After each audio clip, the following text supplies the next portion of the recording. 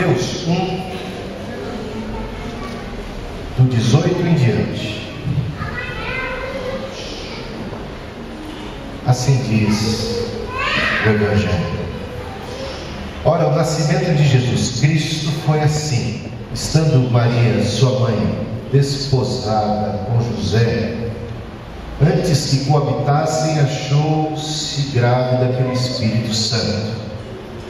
José, seu marido, sendo justo e não querendo difamá-la, resolveu deixá-la secretamente. Projetando ele isto em sonho, lhe apareceu um anjo do Senhor, dizendo: José, filho de Davi, não temas receber a Maria, tua mulher, porque o que nela foi gerado é do Espírito Santo. Ela dará à luz um filho, e lhe porás o nome de Jesus, porque ele salvará o seu povo dos pecados deles. Tudo isso aconteceu para que se cumprisse o que foi dito da parte do Senhor pelo profeta: a virgem conceberá e dará à luz um filho, e o chamarão pelo nome de Emanuel, que quer dizer Deus conosco. Repetirei o último versículo, versículo 23. A virgem conceberá e dará à luz um filho, e o chamarão pelo nome de Emanuel, que quer dizer Deus conosco. Aí você abre a Bíblia no último capítulo de Mateus. Olha lá, tem 28 capítulos. Vamos para o último capítulo e exatamente para o último versículo de Mateus. Olha que curioso, né? O que é que temos aqui? Ensinando-os a guardar todas as coisas que eu vos tenho mandado, e certamente estou convosco todos os dias até a consumação do século. Pode sentar. Já entendeu a mensagem de hoje, não é mesmo? Nem precisa mais de pregador. Está aí com você a palavra de Deus. Mateus, o autor desse evangelho, inspirado pelo Espírito Santo, logo de cara registra, fala de Jesus em termos do Emanuel, do Deus conosco, do Deus presente, do Deus com a gente.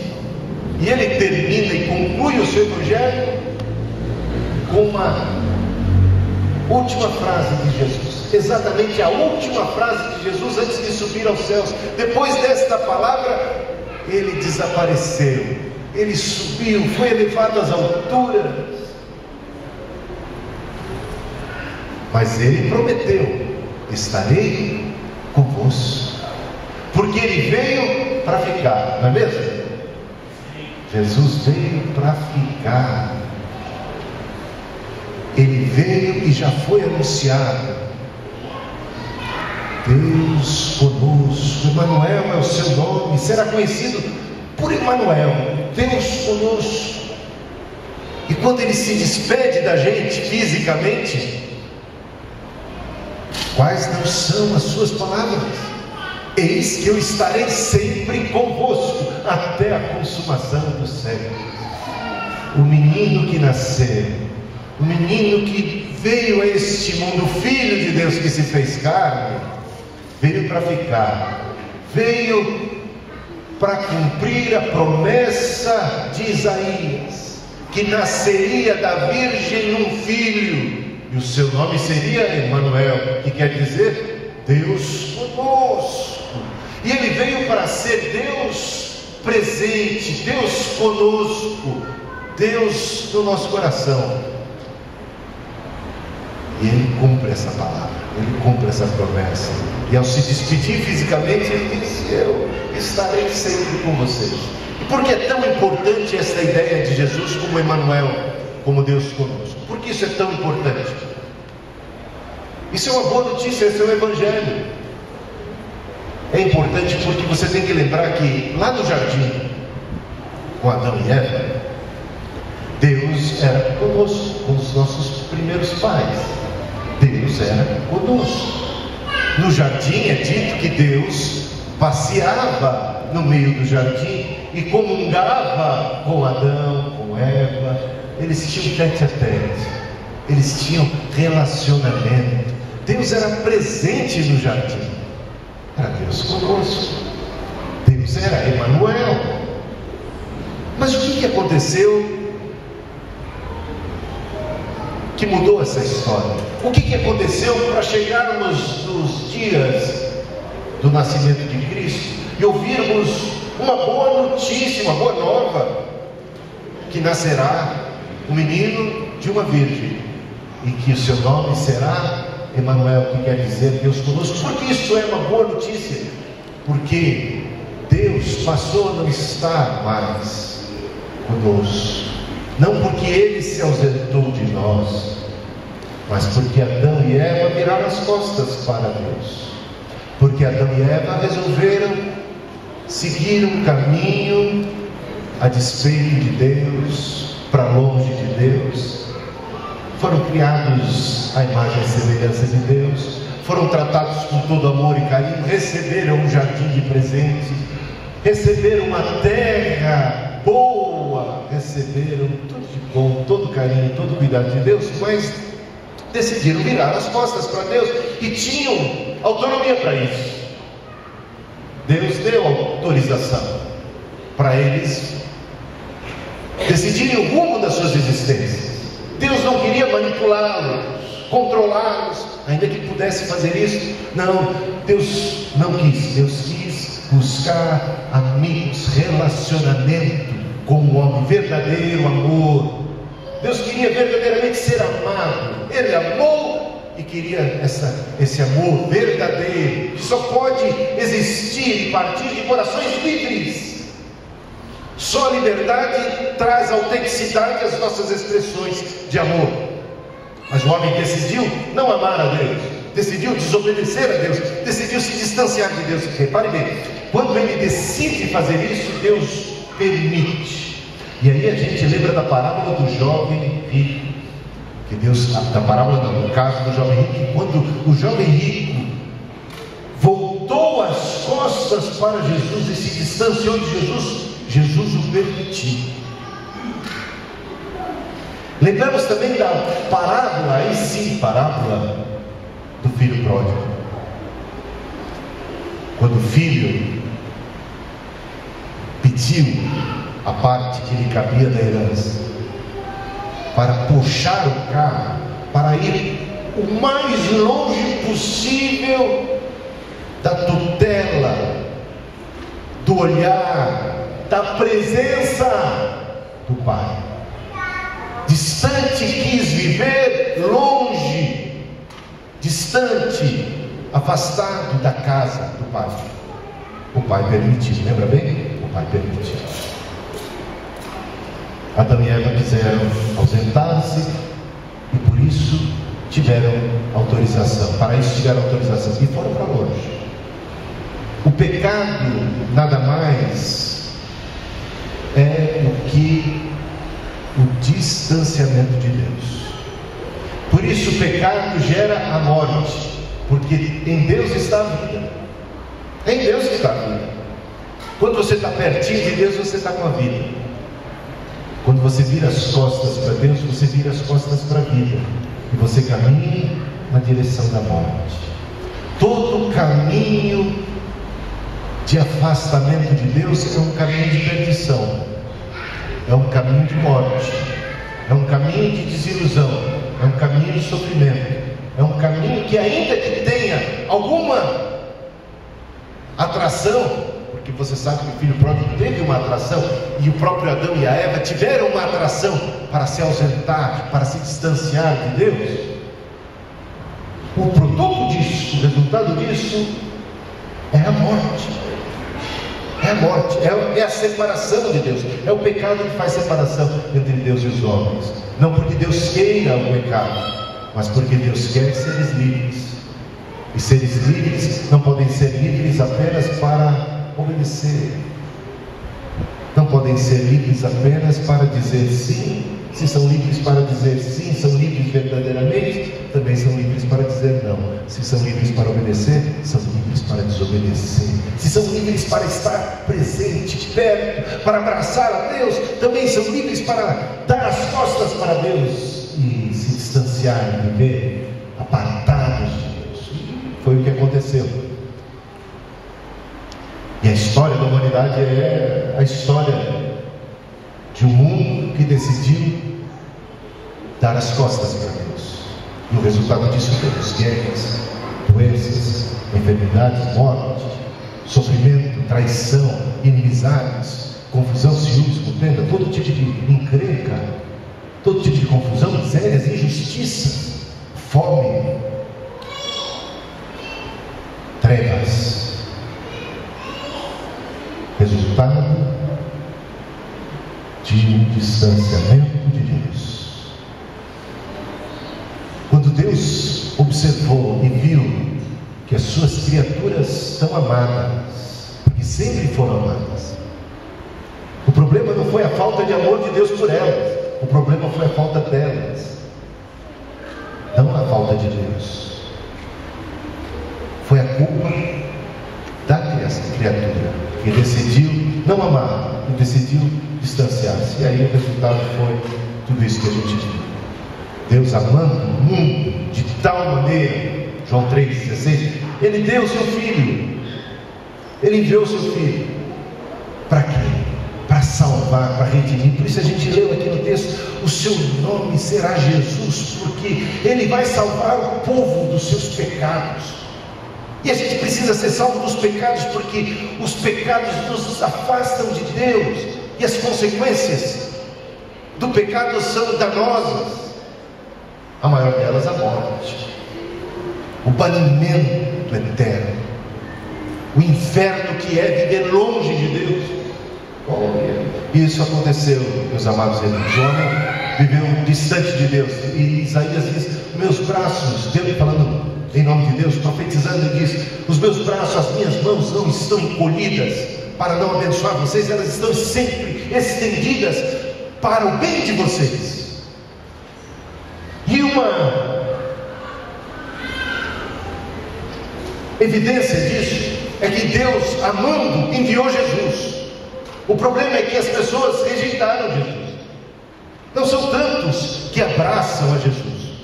Muitos até dizem que amam, mas na prática esse amor é muito fraco, ou esse amor é incipiente, não produz nenhuma mudança na vida.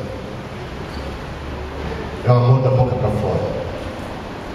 Boa parte do povo virou as costas para Jesus, até gritaram: crucifica-o, lembra? Ele veio para os que eram seus, mas os seus não o receberam. E uma vez Jesus chorou sobre Jerusalém, quando ele entra naquela entrada triunfal, até aclamado o rei naquele dia, mas ele não se deixava enganar. Ele percebeu o quê? De cara ele percebeu que o povo viraria as costas para ele. E ele chorou sobre Jerusalém. E ele chorou e disse assim: Jerusalém, Jerusalém, que matas os profetas, apedrejas tantos quantos te são enviados por Deus, porque Deus quer a reconciliação, Deus quer a paz, Deus quer a comunhão restaurada. Ele quer ser Deus conosco. Enviou profetas, esses foram apedrejados, mortos, trancafiados, perseguidos. Enviou o Filho, o próprio Filho, unigênito, e o que fizeram com ele? O crucificaram. Veio para os que eram seus, mas os seus não receberam, viraram as costas para ele, e por isso ele chorou sobre Jerusalém: matas os profetas, apedrejas tantos quantos lhes são enviados. Quantas vezes eu quis, como a galinha ampara os seus pintinhos, eu quis ser Deus para vocês, Deus conosco. Ele quis ser Deus convosco, Deus conosco, mas o problema é que a gente não quis, o problema é que o povo não quis. Eu lembro de uma passagem em que Jesus visita uma cidade chamada Terra dos Gadarenos. Conhece esse episódio? Terra dos Gadarenos. Ele visita lá os Gadarenos, e ele visita porque ele tem muito amor pelos povos, ele tem muito amor pelas cidades, ele tem amor pelas pessoas. Ele foi lá com a intenção de abraçar, de ser Deus para elas, de promover paz, reconciliação, de promover cura. E chegou e de cara se deparou com um oprimido do diabo, uma pessoa totalmente endemoniada, possessa, que havia se distanciado de Deus. Tão longe ficou, que os demônios tomaram conta daquela pessoa. Aquela pessoa que nasceu e foi criada por Deus, agora era a casa do demônio. Era o demônio que mandava, que morava. Era uma pessoa que tinha até família, mas estava tão distante da família. Ela estava tão distante da vida. Ela convivia, diz lá o texto, que convivia nos sepulcros. Não vivia em casa, vivia no meio dos mortos, com cadáveres. Vivia no deserto, era impelida pelos espíritos malignos para o deserto, porque esse é o propósito do diabo: matar, roubar, destruir, afastar as pessoas umas das outras, afastar as pessoas do relacionamento, da vida, impeli-las para o deserto existencial, sufocá-las, oprimi-las, dominá-las, arruiná-las, matá-las, destruí-las. Só veio para matar, para roubar e para destruir, mas Cristo veio para dar vida. E quando ele encontra aquele filho do diabo, porque ele havia se tornado um filho do diabo, Cristo teve misericórdia dele e liberta os demônios, mais de 2.000 demônios numa única pessoa, mas bastou uma palavra do Senhor da vida e ele foi liberto. Sabe o que acontece? Ele que vivia nos desertos, ele que vivia possuído, ele que vivia dominado pelo mal, agora era visto na companhia de Jesus. Na companhia de Jesus é o mesmo que na companhia de Deus. Deus conosco, Deus com aquele homem, restaurando a dignidade, a filiação. Não é mais filho do capeta, é filho de Deus, morando nele. Não são mais os demônios, mas é o Espírito Santo, é o Pai, é o Filho, é o Espírito Santo habitando, tornando-se ele casa de Deus, templo do Espírito Santo. Ah, Deus conosco. É isso que Deus sempre quis ser. Aí você imagina que toda a cidade deve ter ficado maravilhada com um feito tremendo de libertação que Jesus produziu na vida daquele homem. Mas foi isso que aconteceu? Não, porque no ato de libertar os demônios daquele homem, os demônios foram parar nos porcos. Me perdoem os palmeirenses, mas foi para lá que os demônios foram. Eu sou palmeirense também. O que eu estou falando? Posso dizer que os porcos participaram da libertação daquele homem, não é mesmo? Para o bem daquele homem, os porcos se sacrificaram. O problema é que os porcos se precipitaram no abismo. Aí os donos dos porcos acharam que Jesus era um perigo para os seus negócios. E entre os porcos e os demônios, eles preferiam os porcos e os demônios, né?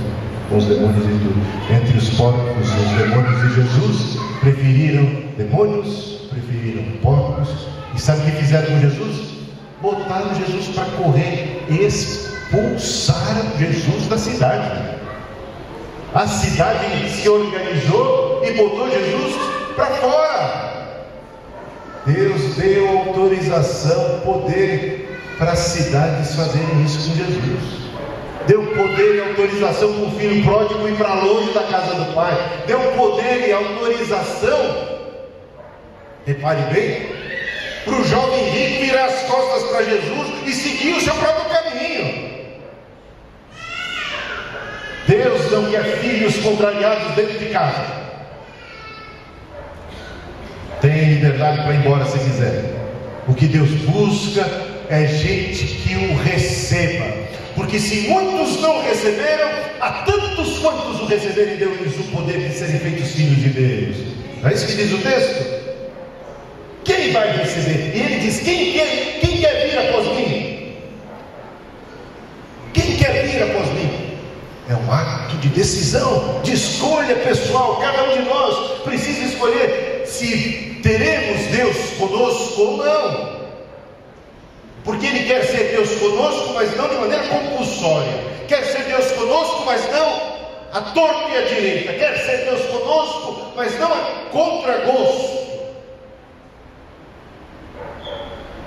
contrariando os nossos anseios. Ele quer ser amado, ele quer ser abraçado. Agora, se decidir expulsar Jesus, se decidir distanciar-se de Jesus, porque uma coisa e outra, o resultado é o mesmo, é a distância, a separação, teremos que conviver, teremos que arcar com as consequências. Todo distanciamento de Deus é morte. Todo distanciamento de Deus é a abertura de portas de nossa casa, de nossa vida, de nosso coração para as ações malignas. Quando nos fechamos para Deus, nos abrimos para o mal, porque em Deus reside todo o bem. Quando nos distanciamos de Deus, estamos, entre outras coisas, nos distanciando da vida, nos distanciando de todo o bem, nos distanciando do Salvador, o único que pode nos salvar dos nossos pecados, o único que por nós morreu na cruz para perdoar os nossos pecados, para providenciar cura, conserto para nossa alma, para fazer as pazes entre nós e Deus, para que Deus seja conosco e não apenas no instante de culto, mas conosco para sempre e sempre. Eis que estarei convosco, porque eu vim como Emmanuel para ser Deus com todos vocês, para vocês. Mas basta que acolhemos. Lembra? Eis que estou à porta e bato. Olha a sensibilidade, olha a educação desse Deus, que ele veio como cordeiro, e o cordeiro tem essa delicadeza. Não estou falando feminilidade, estou dizendo tem essa educação, tem essa sensibilidade. Poderia arrombar as portas do nosso coração. Ele tem a chave da sua mente, ele tem a chave do seu coração, mas ele quer que você abra o seu coração. Eis que estou à porta e bato. Se alguém ouvir e abrir, se alguém quiser, quem quiser, venha e beba de graça da fonte da água da vida. Quem quiser, venha e beba. Quem quiser, abra a porta. Ele tem libertação, ele tem salvação, ele tem paz, ele tem uma nova vida, mas é preciso receber, é preciso querer, é preciso acolher, senão ele não será Deus conosco. Embora queira ser Deus com cada um de nós, para todos nós, ele respeitará nossa decisão. Embora sabemos que quando o jovem rico se retirou, triste por amar mais as riquezas do que a Deus, Jesus também ficou triste, muito triste. E diz o texto, porque muito amava aquele jovem. Não tenha dúvida do amor que Deus tem por você, mas o amor dele não vai forçar a porta do seu coração. O amor dele bate, o amor dele atrai, o amor dele conquista. Mas para ser conquista do amor, ela não pode ser conquista pela força. Olha para a cruz, olha para o Cordeiro de Deus, olha para a manjedoura, olha para Jesus. Se você quiser, ele é teu. Ele é teu Deus, é Deus com você, é Deus que veio nos resgatar, é Deus que veio nos salvar, é Deus que veio nos curar. Amém?